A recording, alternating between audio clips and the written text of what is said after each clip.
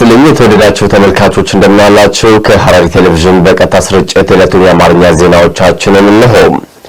በክልሉ እየተከናወኑ የሚገኙ የኮሪደር ልማት ስራዎች በፍጥነትና በጥራት ለማጠናቀቅ ትኩረት ተሰጥቶ እየተሰራ ነው ያሉ ርዕሰ መስተዳድር አቶ ኦርዲን በድሪ።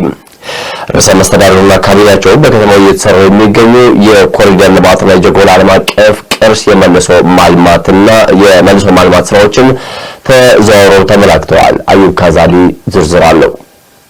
በሐረር ከተማ እየተከናወኑ የሚገኙ የኮሪደር ልማትና የመልሶ ማልማት ስራዎች በተያዘላቸው ጥራትና ፍጥነት ለማጠናቀቅ እየተሰራ መሆኑን የሐረሪ ክልል ርዕሰ መስተዳድር አቶ ኦርዲን በድሪ ገለጹ።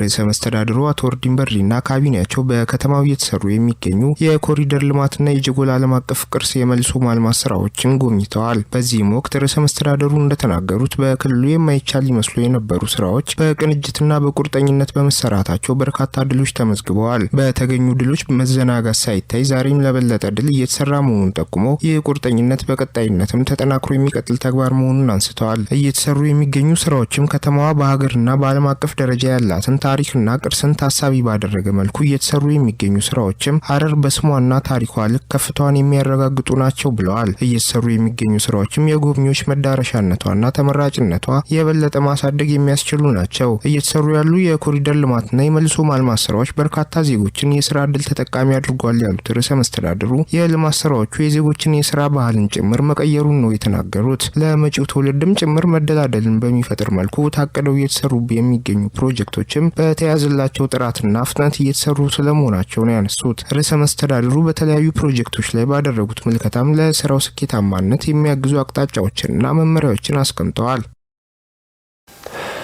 የብሔራዊ መታወቂያ የአካል ጉዳተኞችና የአረጋውያን ሁለንተናዊ ተጠቃሚነት ለማረጋገጥ ወሳኝ ነው ተባለ።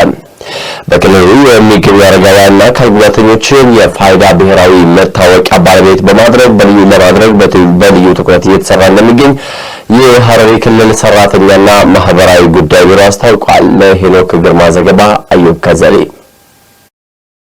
በሐረሪ ክልል የሚገኙ አረጋውያንና አካል ጉዳተኞችን የፋይዳ ብሔራዊ መታወቂያ ባለቤት ለማድረግ በልዩ ትኩረት እየተሰራ መሆኑን የክልሉ ሰራተኛና ማህበራዊ ጉዳይ ጽህፈት ቤት አስታወቀ። የጽህፈት ቤቱ ኃላፊ አቶ አብይ አበበ እንደገለጹት የፋይዳ ብሔራዊ መታወቂያ የአካል ጉዳተኞችንና የአረጋውያንን ሁለንተናዊ ተሳትፎና ተጠቃሚነትን ለማጎልበት ወሳኝ ነው። በመሆኑም በክልሉ ድጋፍ ለሚሹ አካል ጉዳተኞችና አረጋውያን በፋይዳ ዲጂታል መታወቂያ ጠቀሜታ ዙሪያ ከግንዛቤ ማሳደጊያ ስራዎች ጀምሮ መታወቂያውን እንዲወስዱ ማድረግ በጽህፈት ቤቱ በኩል አበረታች ተግባራት መከናወናቸውን ገልጸዋል። በዚሁም ለአካል ጉዳተኞችና ለአረጋውያን ምቹ ሁኔታን በመፍጠርና ባሉበት ቦታ ድረስ በመሄድ የፋይዳ ብሔራዊ መታወቂያ እንዲወስዱ በማድረግ በልዩ ትኩረት እየተሰራ ይገኛል ብለዋል። በጽህፈት ቤቱ በኩል በተሰራው የተቀናጀ ስራ በመቄዶንያ አብርሃ ባታ የሚገኙ አረጋውያን የቀጥታ ሴፍትኔት ተጠቃሚዎችና በማህበራት የታቀፉ አካል ጉዳተኞችን ጨምሮ እስካሁን ድረስ ከ5460 በላይ የሚሆኑ ድጋፍ የሚሹ ዜጎች የፋይዳ ብሔራዊ መታወቂያ እንዲወስዱ መደረጉንም ጠቁመዋል። በቀጣይም በክልሉ የሚገኙ አካል ጉዳተኞችንና አረጋውያን ሙሉ በሙሉ የፋይዳ ብሔራዊ መታወቂያ ባለቤት ለማድረግ ልዩ ትኩረት ተሰጥቶ እየተሰራ ስለመሆኑም አቶ አብይ ተናግረዋል። በክልሉ የሚገኙ አካል ጉዳተኞችንና አረጋውያንን ሁለንተናዊ ተሳትፎና ተጠቃሚነትን ለማጎልበት ጽህፈት ቤቱ ከተለያዩ መንግስታዊና መንግስታዊ ካልሆኑ ተቋማት ጋር በቅንጅት እየሰራ እንደሚገኝም ኃላፊው ጨምረው ገልጸዋል። በጤናው ዘርፍ የሚስተዋሉ ህግና ደንብን የተላለፉ አሰራሮች ላይ የሚሳተፉ አካላት ላይ ተገቢውን እርምጃ እንደሚወስድ የሐረሪ ክልል ሰላምና ጸጥታ አስተዳደር ቢሮ አስታወቀ። የሐረሪ ክልል ጤና ቢሮ ለግል ተቋማት ባለቤቶችና ባለሙያዎች በግል ጤና አገልግሎት አሰጣጥና ህግ መመሪያ ዙሪያ ግንዛቤ ማዳበሪያ ስልጠናን ሰጥቷል። ፍቃዱ በላይ ዝርዝር አለው። የሐረሪ ክልል ጤና ቢሮ ለግል ጤና ተቋማት ባለቤቶችና ባለሙያዎች በግል ጤና አገልግሎት አሰጣጥ ህግና መመሪያ ዙሪያ የግንዛቤ ማዳበሪያ ስልጠና ተሰጥቷል። በመድረኩ የሐረሪ ክልል ሰላምና ጸጥታ አስተዳደር ቢሮ ኃላፊ አቶ ተውፊቅ መሐመድ እንደተናገሩት ህገወጥ ደላሎች ማህበረሰቡን እያስቸገሩ በመሆኑ የክልሉ መንግስት እርምጃ እንደሚወስድ ጠቁመዋል። በድልላ አገልግሎት እሰጣለሁ የሚል አካል ካለ ህጋዊ ፍቃድ አውጥቶ መስራት እንደሚገባቸው አሳስበዋል። ህግን ተላልፎ ሲሰሩ የተገኙ አካላት ላይ በቀጣይ እርምጃ እንደሚወሰድም አሳስበዋል። የሐረሪ ክልል ጤና ቢሮ ምክትል ኃላፊ ዶክተር ኢማን ዘይዳን በበኩላቸው የግል ጤና ተቋማት አገልግሎት ሲሰጡ ህግና መመሪያዎችን አክብረው መስራት ይገባቸዋል ብለዋል። የመድረኩ ተሳታፊዎች ህግ ማስከበር ስራው ተጠናክሮ እንደሚቀጥልና ለህብረተሰቡ ትክክለኛ የጤና አገልግሎት በመስጠት ለክልሉ የጤና ቱሪዝም ጠቃሚ መሆኑን ተናግረዋል። በግሉ ጤና ዘርፍ አገልግሎት አሰጣጥ ዙሪያ ከሚስተዋሉ ውስንነቶች ውስጥ አንዱና ዋነኛው የጤና አገልግሎት አሰጣጥን በድለላ ለመስጠት መሆኑን ጠቁመዋል። በህገወጥ ጤና አገልግሎት አሰጣጥ ዋነኛ ተጎጂዎች ህብረተሰቡ በመሆናቸው አገልግሎት ሰጪዎች አገልግሎት በሚሰጡበት ወቅት ህግ ባከበረ መልኩ መሆን እንዳለበት የሚያተኩር ጥናታዊ ጽሑፍ በቢሮው ህግ አገልግሎት አቶ ኃይሉ ተገኝ ቀርበዋል። ድጋፍ ለሚሹ የማህበረሰብ ክፍሎች የመደጋገፍ ባህል ሊለመድ እንደሚገባ ተገለጸ። አዋሽ ባንክ የረመዳን ጾምን አስመልክቶ የማዕድ ማጋራት መርሃ ግብርን አከናውኗል። ለጀዲዳ አህመድ ዘገባ ፈቃዱ በላይ። በሐረሪ ክልል አዋሽ ባንክ የረመዳን ጾምን አስመልክቶ ከአዋሽ ለወዳጆች በሚል መሪ ቃል የማዕድ ማጋራት መርሃ ግብር አካሂደዋል። በመርሃ ግብሩ የተገኙት የሐረሪ ክልል ሰላምና ጸጥታ አስተዳደር ቢሮ ምክትል ኃላፊ ኮሚሽነር ነስሪ ዘከሪያ የዚህ መርሃ ግብር ዋና ዓላማ ዝቅተኛ ገቢ ያላቸውን ወገኖች ማስታወስ መሆኑን ጠቅሰው ይህም የኢትዮጵያን የቆየ ሴት መሆኑን ገልጸዋል። በተለይም በሐረሪ ክልል የማዕድ ማጋራት ስራ እየተለመደ የመጣና አንድነታችንን የምናጠናክርበት ተግባር ነው ብለዋል። ይህን መሰል ድጋፎችም ከጾም ጊዜያት በተጨማሪ በመደበኛነት ሊለመድ የሚገባ ተግባር መሆኑንም ተናግረዋል። ጾም የመጣው የተቸገረን ማስታወስ ነውና ይሄ የማዕድ ማጋራቱ ደግሞ እኛ የኢትዮጵያውያኖች ታላቅ እሴታችን ነው። አንዱ ተርቦ አንዱ የሚበላበት ሁኔታዎች የለም። ይሄ የዛሬው ማዕድ ማጋራት ደግሞ በተለያዩ ጊዜ በተለይ በሐረሪ ክልል በጾም ወቅት እንደዚህ አይነት የማዕድ ማጋራት በጋራ አንድነታችንን አብሮነታችንን የምናጠናክርበት መድረክ የሆነ እየተለመደም ያለበት ሁኔታ ነው ያለው። የአዋሽ ባንክ የምስራቅ ሪጅን ዳይሬክተር አቶ ጉተማ ተርፋሳ ከአዲስ አበባ በተጨማሪ በሀገሪቱ በሚገኙ 55 ከተሞች ውስጥ ለሚገኙ ከ50 እስከ 100 የሚሆኑ አቅመ ደካማና ዝቅተኛ ገቢ ያላቸው ዜጎች የማዕድ ማጋራት መርሃ ግብር መከናወኑን ገልጸዋል። ባንኩ የረመዳን ጾምን ምክንያት በማድረግ በሐረር ከተማ ለሚገኙ ለ50 ባወራዎች የምግብ ቁሳቁስና የገንዘብ ድጋፍ አድርጓል። ድጋፉ በገንዘብ ሲሰላ ለእያንዳንዱ ሰው የ7500 ብር ግምት እንዳለው አብራርተዋል። ረመዳን የመራራት የአንድነትና የፍቅር ወር በመሆኑን የጠቀሱት ዳይሬክተሩ ባንኩ ይህንን ከግምት ውስጥ በማስገባት ለተቸገሩ ወገኖች ድጋፍ ማድረጉን ተናግረዋል። ባንኩ ማህበራዊ ኃላፊነቱን ለመወጣት ላለፉት 31 ዓመታት ሰው ተኮር በሆኑ ተግባራት ላይ በመሳተፍ በትምህርት፣ በጤና፣ በስራ ፈጠራና ለአቅመ ደካሞች ቤት ግንባታ ከፍተኛ በጀት በመመደብ በርካታ ስራዎችን ማከናወን ችሏል። የድጋፉ ተጠቃሚዎችን ባገኙት እገዛ የተሰማቸውን ደስታ ገልጸው ባንኩን አመስግነዋል።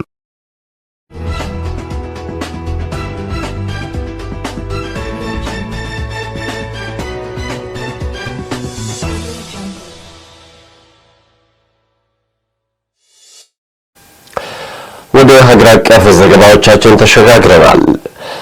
ኢትዮጵያ ኤሊት ፎርስ የምትገነባው በቀጣናው ውጊያና ሽብር እንዳይፈጠር ከተፈጠረም በአጭር ጊዜ ውስጥ ለመቋጨት ነው ሲሉ የጦር ኃይሎች ጠቅላይ አዛዥና የፌዴራል ጠቅላይ ሚኒስትር ዶክተር አብይ አህመድ ገለጹ።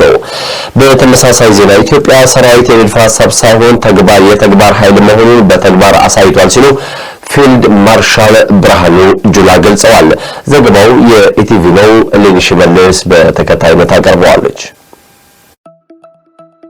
ኢትዮጵያ ኤሊት ፎርስ የምትገነባው በቀጠናው ውጊያና ሽብር እንዳይፈጠር ከተፈጠረም በአጭር ጊዜ ለመቋጨት ነው ሲሉ የጦር ኃይሎች ጠቅላይ አዛዥ ጠቅላይ ሚኒስትር ዶክተር አብይ አህመድ ገልጸዋል። የመከላከያ ሰራዊት የልዩ ዘመቻዎች እዝ 65ኛ ዓመት የምስረታ በዓል ጠቅላይ ሚኒስትር ዶክተር አብይ አህመድ በተገኙበት በሐዋሳ በድምቀት ተከብሯል። ጠቅላይ ሚኒስትሩ በዚህ ወቅት ባስተላለፉት መልእክት የልዩ ዘመቻዎች እዝ ቀይ ቦኔት ለባሾቹ ውጊያ የሚጨርሱና ውጊያ የሚያስቀሩ ናቸው ብለዋል። የእኛ ተልዕኮ ራዕይ ያለው ለትውልድ የሚሸጋገር ሁነኛ ተቋም መፍጠር ነው።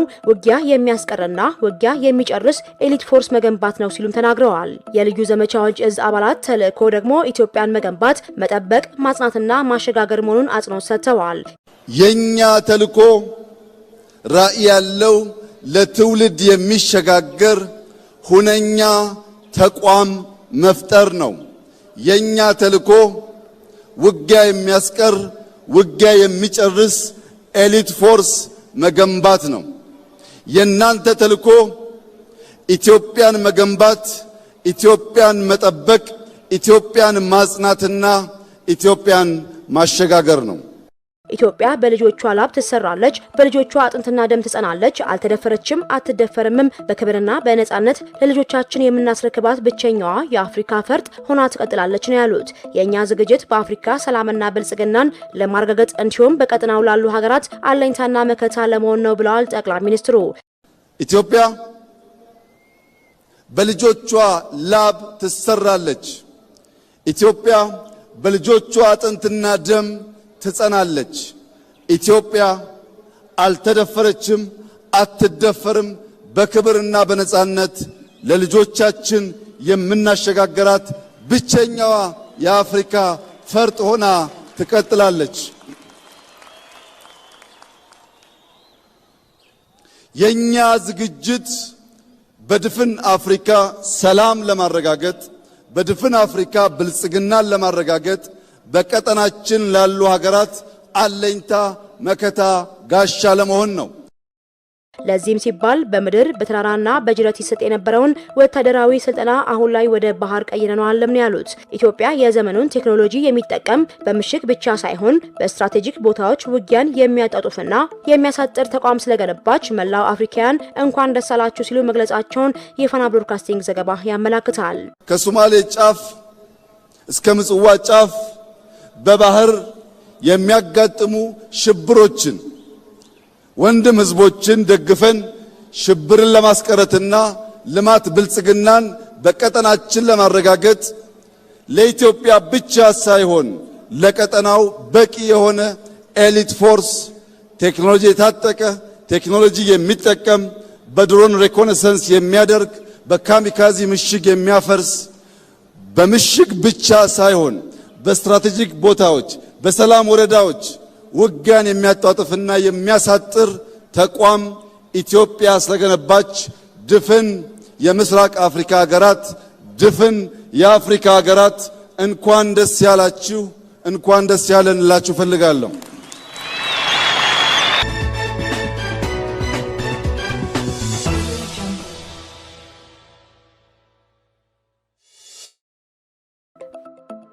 የኢትዮጵያ ሰራዊት የንድፈ ሐሳብ ሳይሆን የተግባር ኃይል መሆኑን በተግባር አሳይቷል ሲሉ ፊልድ ማርሻል ብርሃኑ ጁላ ገለጹ።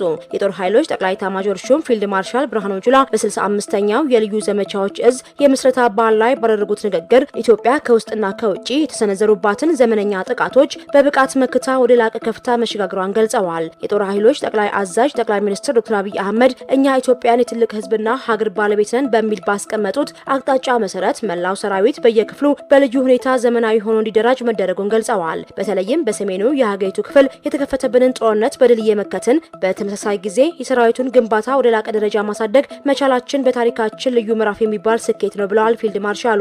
ሰራዊቱ በማንኛውም ሁኔታና ጊዜ የተሰጠውን ግዳጅ ለመወጣት ሙሉ ዝግጁነትና ብቃት እንዳለው በልበ ሙሉነት አረጋግጠዋል። የልዩ ዘመቻዎች እዝ ከ1953 ዓ.ም ጀምሮ በርካታ ፈተናዎችንና ውጣ ውረዶችን አልፎ ዛሬ ላይ እጅግ ጠንካራ መሰረት ላይ መገንባቱን የገለጹት ኤታማዦር ሹሙ ይህ ኃይል በደርግ ዘመን በኢትዮ ኤርትራ ጦርነት እንዲሁም በቅርቡ በሰሜኑ ጦርነት የማይታመኑ ጀግንነቶችን በመፈጸም ለሀገሩ ያለውን ታማኝነት በተግባር አስመስክሯል ብለዋል። ዘገባው የኢቲቪ ነው።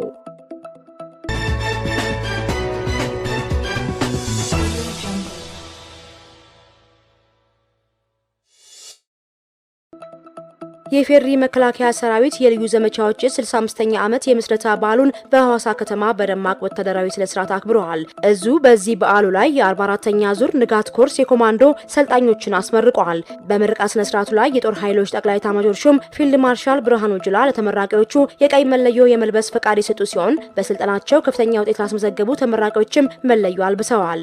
የእዙ አዛዥ ሌተናል ጄኔራል ሹማ አብደታ ባስተላለፉት የደስታ መግለጫ መልእክት የልዩ ዘመቻዎች ከጊዜ ወደ ጊዜ በዘመናዊ ስልጠናና በአካል ብቃት የጠነከረ የሰው ኃይል እያፈራ መሆኑን መግለጻቸውን ኢዜአ ዘግበዋል። አዛዡ አክለውም እኛ ባለቀይ መለዮ ለባሾች ለጠላቶቻችን መቅሰፍት መሆናችንን ሁሉም ማወቅ አለበት ሲሉ ገልጸዋል። ኢትዮጵያን በማንም ተደፍራ የማትታወቅና ነገም የማትደፈር ሀገር አድርገን የገነባናት በህዝባችን አንድነትና የምድር ድሮን በሆኑት ጀግኖቻችን ጀግንነት ነው ብለዋል። ማንኛውም ኃይል ወደ ሰላም አማራጭ እንዲመጣ የመከሩት ሌተናል ጄኔራል ሹማ አብደታ አሻፈረኝ ካለ ግን እነዚህ ቀይ መለዮ ለባሾች በጦር ሜዳ ውሎ ማርሽ ቀያሪ መሆናቸውን በተግባር ያሳዩታል ብለዋል።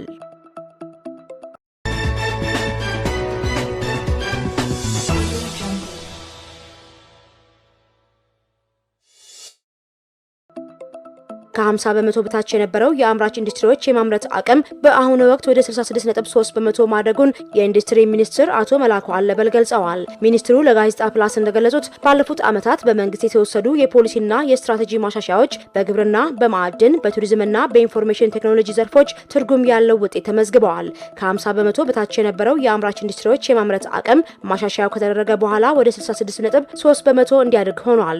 የሀገር ውስጥ ምርት በታላላቅ ፕሮጀክቶች ላይ ያለው ሚና በአዲስ አበባ የተከናወኑ ያሉ የኮሪደር ልማትና የሰው ተኮር ፕሮጀክቶች በአብዛኛው በሀገር ውስጥ ምርቶች የተገነቡ መሆኑን ሚኒስትሩ አብራርተዋል። አቶ መላኩ አለበል በቀጣይም በዘርፉ ተወዳዳሪነትን፣ ፈጠራንና አጋርነትን ማጠናከር እንደሚገባ ጠቁመው መንግስት ለኢንዱስትሪው የሚያደርገውን ድጋፍ አጠናክሮ እንደሚቀጥልም አረጋግጠዋል።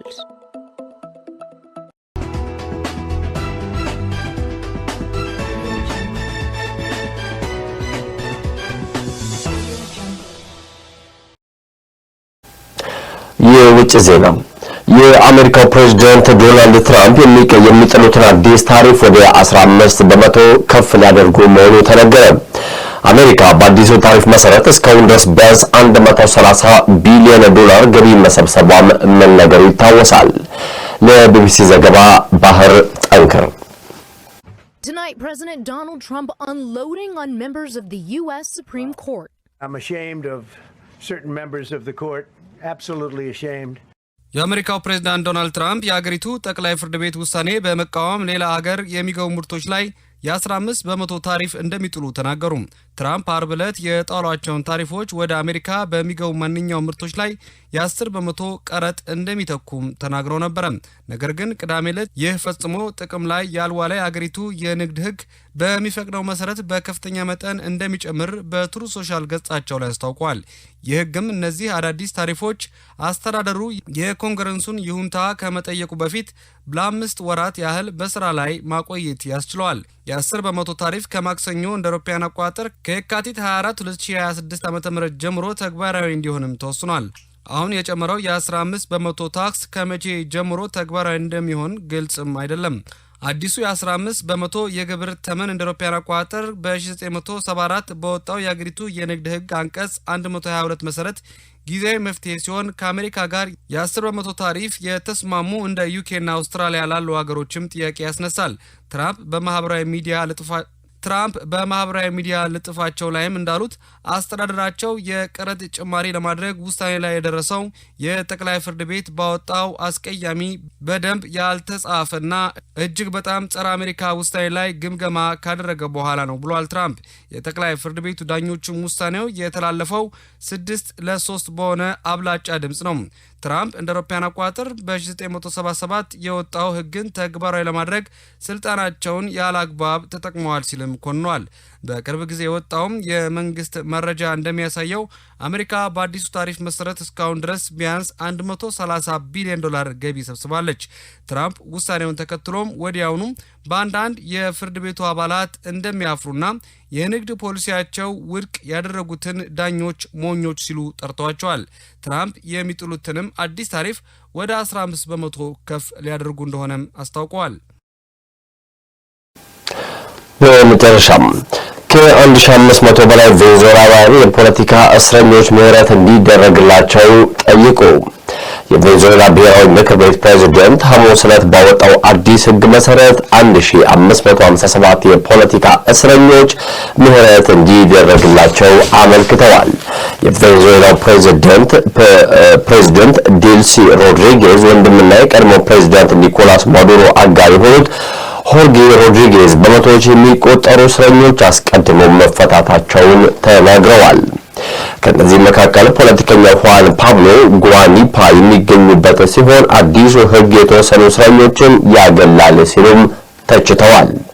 ዩናይትድ ስቴትስ የሀገሪቱን የቀድሞ ፕሬዝዳንት በቁጥጥር ስር ካዋለች በኋላ ቬኔዙዌላ የፖለቲካ እስረኞች እንድትፈታ አሳስባለች ሲል ስፑትኒክ እንዲሁም ቢቢሲና ሲኤንኤን በዘገባቸው አስፍረውታል። የተወደዳችሁ ተመልካቾቻችን ከሐረሪ ቴሌቪዥን በቀጥታ ስርጭት የዕለቱን ዜናዎቻችን እናንተ የደረሱትን ይመስሉ ነበር። ሲሳይ ዘሪሁን ከመላው ስርጭት ባለሙያዎች ጋር ዜናውን መራሁኝ። ቀሪ የሐረሪ ቴሌቪዥን የተለያዩ መሰናዶች ወደ እናንተ ይሻገራሉ። ጤና ይስጥ።